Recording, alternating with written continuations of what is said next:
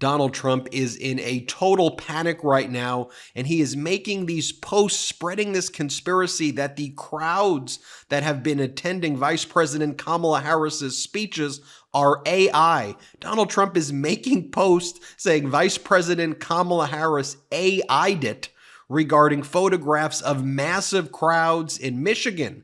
For example, take a look at Donald Trump's post. This is like the biggest meltdown I've seen yet of Donald Trump. Take a look at this post. He goes, "Has anyone noticed that Kamala cheated at the airport? There was nobody at the plane and she AI'd it and showed a massive crowd of so-called followers, but they didn't exist." Donald Trump puts that in caps. "She was turned in by a maintenance worker at the airport when he noticed the fake crowd picture, but there was nobody there. Later confirmed by the reflection of the mirror-like finish on the vice presidential plane. She's a cheater. She had nobody waiting, and the crowd looked like 10,000 people." By the way, just take a look at what actually happened. There's like video of it. We'll play that right now. But Donald Trump started making posts like this at 12:22 a.m. where he said, "Release the J6 hostages." That's what kind of started all of these posts. Then he started posting over and over again, and then he posted this. "Look, we caught her with a fake crowd. There was nobody there."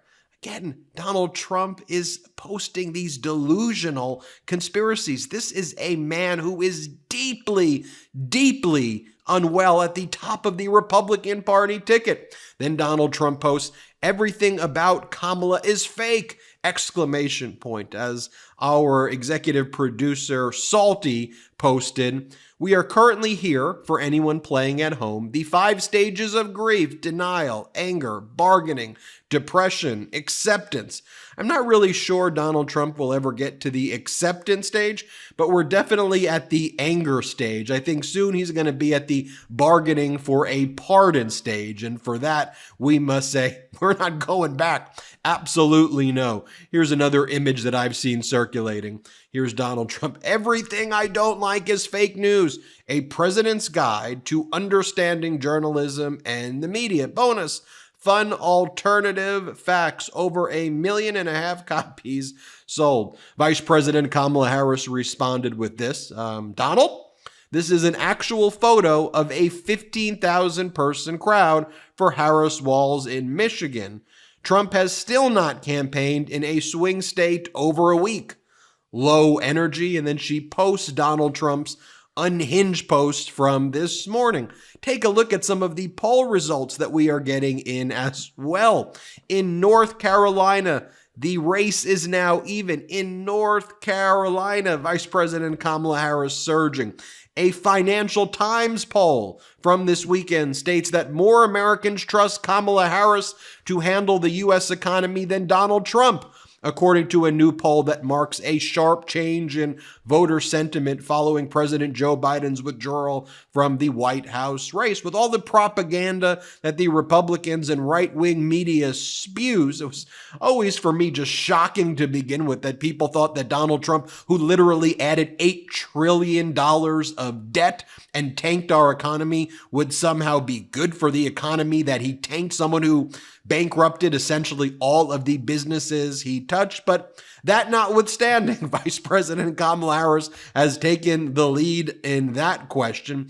Even top Donald Trump aides right now are worried about how unwell he is. A new report from Axios states, "Don't buy the public bravado. Trump's advisors are deeply rattled by his meandering, mean, and often middling public performances." And Republican support for Vice President Kamala Harris is surging because they're seeing Donald Trump post things like this at like 12 a.m. in the morning. "A great victory for justice. Release the J6 hostages now!" Exclamation point, exclamation point. Or Donald Trump posting this at 12:22 a.m. Donald Trump creating fan fiction, WWE cosplay fan fiction in his mind, inventing debates that are not taking place. Donald, look, if you're too big of a coward and you don't want to show up and you're too afraid to debate Vice President Kamala Harris, then just look, shut up and don't show up to the September 10th debate on ABC. Post at 12:15 in the morning, George Slopadopoulos, behave like the petulant third grade whiny wannabe bully that you are. Just don't show up. It makes it worse when you create these delusional scenarios in your mind that just aren't occurring. Here's what Donald Trump posted 12:22 a.m. He goes, "The first debate with Kamala Harris for President of the United States of America will be with Fox News on September 4th, 2024, live from beautiful Harrisburg, Pennsylvania." Pause. No, that's not happening. The first debate, Donald, is September 10th on ABC with George Stephanopoulos. You can keep calling him Slopadopoulos or whatever you want to do, but that's when the first debate is. You can't just make up debates. Then Donald Trump goes, "The second debate will take place on Fake News ABC, home of George Slopadopoulos, to be anchored by David Muir on September 10th, 2024 at Independence Hall in Philadelphia, Pennsylvania. The third debate will take place on NBC in Grand Rapids, Michigan on September 25th, 2024 to be anchored by Lester Holt. Details to follow. I look forward to seeing Kamala at all three of these debates. DJT." Donald, just creating delusions in your mind. She'll see you on September 10th. By the way, while all of this is going on, Donald Trump's campaign was hacked. And then Donald Trump tried to cover up the hacking until the hackers started releasing some of the files. And Politico wrote a story, not the files, like when they did live tweeting and live posting or live blogging about all of the leaks with Hillary Clinton in 2016. But nonetheless, Politico still said they had received these hacked files.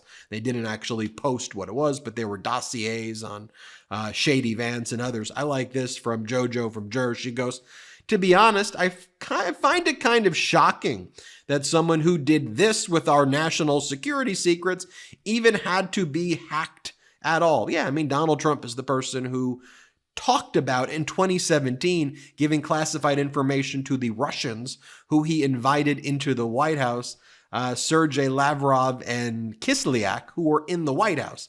Putin's top two foreign affairs leaders were in our Oval Office, and Trump gave them national secrets and classified information in 2017. Like, that doesn't get discussed. Then Donald Trump posted tweets saying that he gave them this information. Like, so just think about that. We shouldn't forget about that at all. And as I mentioned before, Republicans are turning on Donald Trump and voting for Vice President Kamala Harris. Take a look at this post by Kyle Sweetser, former Trump voter, voted for Trump twice.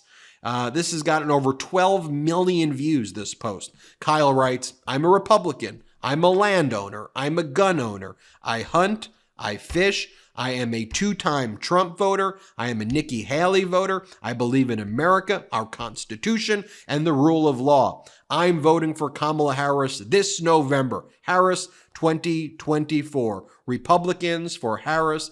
Haley voters for Harris." There he is in front of his tractor. And then all of these MAGA snowflakes started like crying and whining and saying, "Oh, you're a plant, you're making this up." To which Kyle Sweetser said, "Did my post hurt your feelings?" Want to share this with you as well. Let's just show you the contrast of what's going on as well. So here is Shady Vance. And Shady Vance was interviewed he was interviewed today on Sunday. And so he was asked by Dana Bash about being called weird. And Shady Vance's response about being called weird was to basically talk point by point about, he goes, "Look, I give my wife a kiss. And on the other hand, Governor Walz, he gave her a handshake." Dude, that's a weird response. Here, play this clip. I had just been announced as the VP nominee. I gave my big speech and I saw my wife and I gave her a big hug and a kiss because I love my wife and I think that's what a normal person does. Tim Walz gave his wife a nice, firm Midwestern handshake and then tried to sort of awkwardly correct for it. So I think that what it is two people, Kamala Harris and Tim Walz, who aren't comfortable in their own skin because they aren't comfortable with their policy positions for the American people. And so they're name calling instead of actually telling the American people how they're going to make their lives better. I think that's weird, Dana, but look, they can call me whatever they want to. You're saying Tim Walz doesn't have affection for his wife? I don't even understand that. I said that he acted weird, which he did, on a national stage in front of his wife and in front of millions of Americans. Then one of the other clips, which I won't play here though, is J.D. Vance saying that he thinks the child tax credit should be bigger than it was under the Biden administration, suggesting a $5,000 tax credit per child. President Biden's, I think, was up to like $3,000. He goes, I think you want to apply it to all American families. I don't think that you want this massive cutoff for lower income.